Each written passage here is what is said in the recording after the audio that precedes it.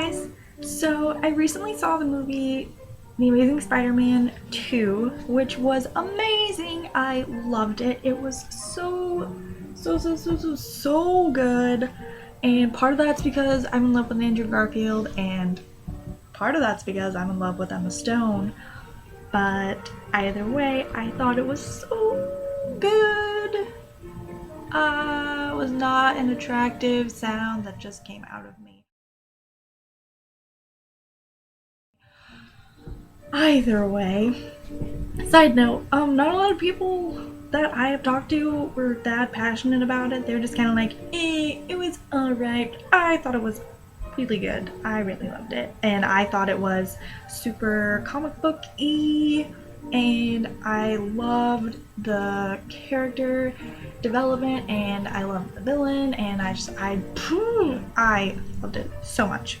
But as I was watching, I started to think a little bit about superheroes and the typical characters that you see, and I realized, well, I mean, we all know it, but I started to think a little bit more about the lack of female superheroes.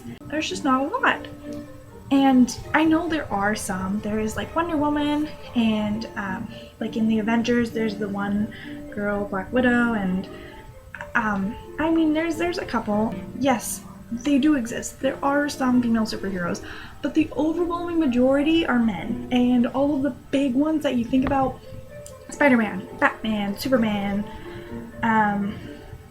Hulk, Iron Man, they're all men. I think that really says something about our society. And side note, sorry for the piano music in the back. I can't really do anything about that. It seems like men are the majority, and women are just like the tokens. Like whenever there are female superheroes, it feels like they're just there for the sake of having a woman. Like, you have to think about how many women superheroes there are. Like, you have to justify, like, oh, there are some women, like there's this one and that one, and they're not necessarily worse than the male superheroes, but it just feels like they're tokens. I mean, if you think about it, half of our population is female. Half of the world's population is female, it is. So, I mean, like, statistically, half of all our characters should be female, but they aren't. And that's not to say that there aren't a lot of strong female characters. Like I said, there are some female superheroes, and they always have, like, the sidekick or the love interest, who's usually a strong woman, like in Amazing Spider-Man. Gwen Stacy's the strong helper person, but it's still not really equal. There's still not an equal representation of women to men, and I'm not necessarily saying like we need to be writing more female characters to show that like women. That's not necessarily the way to go about it. I mean, yes, it's good, we should have more female characters, but the fact that we need to point out that there's not enough women just further enforces the separation, and the fact that women have to be tokens further enforces the separation. So until there are equal men and women, just because we just happen to have them, we do need to point out, and we do need to look at it. We can't just ignore it.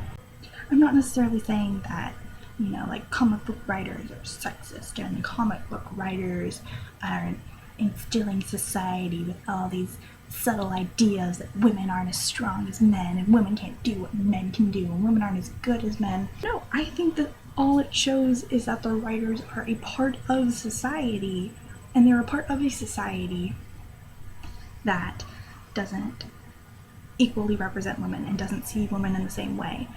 So it's not necessarily that they're encouraging society to be that way, they're just also a product of it. And so we see that in TV shows, and it's not just comic books. Comic books is what made me really think about it more. But women are also underrepresented in things like politics. Way fewer women. How many female presidents have we had? In math and science, when you think of an engineer, you don't typically think of a woman. When you think of a scientist, you don't typically think of a woman. When you think of a mathematician, you don't typically think of a woman.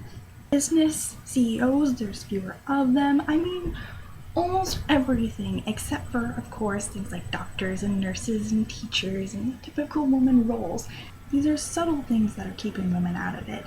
You might not necessarily be telling women, you can't be a scientist, you can't be a superhero, you can't be a politician, but they're not seeing enough out there, and it's not necessarily encouraged a lot. In a lot of ways, it's very subtly discouraged, and the fact that they are underrepresented is another way. And as long as we keep ignoring it, we're just passively enforcing gender inequality. There's lots of ways to go about it, but I think one of the important first steps is to just realize that the separation is there and realize that we're not necessarily equal. And just because women aren't actively being told that they can't do those things, although in some cases they are, and that is very wrong, and most people agree that that's wrong, but it's more of a subtle thing. Like, yes, women can be politicians and scientists and mathematicians and CEOs and all of these amazing things, but they typically aren't. And we're just living in a society that's complacent with that fact because we tend to ignore it and repress it and justify the separation by saying, well, it can be done, and well, there are some, which isn't good enough. And all I'm trying to say is that by realizing the underrepresentation of women in these roles, that's the first step on the way to making it more equal and to representing women equally. If women are 50% of the population, they should be 50% of all of those things. And that doesn't, again, let me just re-say, because I know that it will get ignored, I'm not saying we should be hiring more women if they're, underqualified in order to fill these roles and get percentages, and we should be hiring women just to fill the numbers, because again, that's reinforcing it. There's lots of reasons why women aren't as represented. There's lots of reasons why our society tends to have more men in these strong positions. And I could go into a lot of those things, but I'll spare that for another video and probably go through it separately on different positions. Like, I could go on to a whole thing on STEM. Trust me. STEM is science, technology, engineering, and mathematics for everyone who doesn't know. But I just wish that we could get to a place where our society doesn't have to point out where there are men and where there are women. And it's not about women being better than men or men being better than women or proving one or believing in one or any of that. It's about being equal. And since we are equal and we have the same capabilities, we should be equally represented in things, and we should be doing all of the same things without necessarily needing to point out that one gender is better than the other. Why can't they just be the same? Why? Why do we have to make it so hard? All I want is for more people to be aware of it. That way we can start doing something about it. And hopefully now you'll start seeing it all around you, because a lot of times, since you're not looking for it, you're not seeing it. So I just hope that this makes sense. Anyway, I'll probably go into this deeper later. Thanks for watching, guys. See you later. Bye.